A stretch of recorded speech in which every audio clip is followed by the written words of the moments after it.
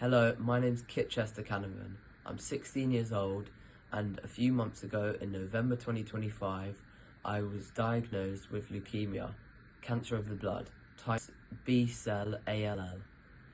Ever since, I've been on a tough journey, going through chemo, losing my hair, but it's been very hard, and I've just been aspiring to achieve and keeping my mind straight.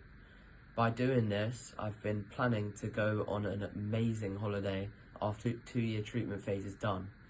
First off, I want to go to Vietnam and Thailand, do all the best cities and islands.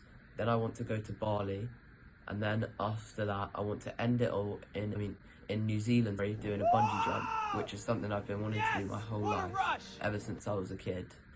This idea has kept me going, and it would be amazing if you could support my GoFundMe, half of it going towards our holiday and half of it going towards the Teenage Cancer Trust charity, who've supported me 1,000,000 times over. So please, can everyone support me and Teenage Cancer Trust? Thank you very much for listening.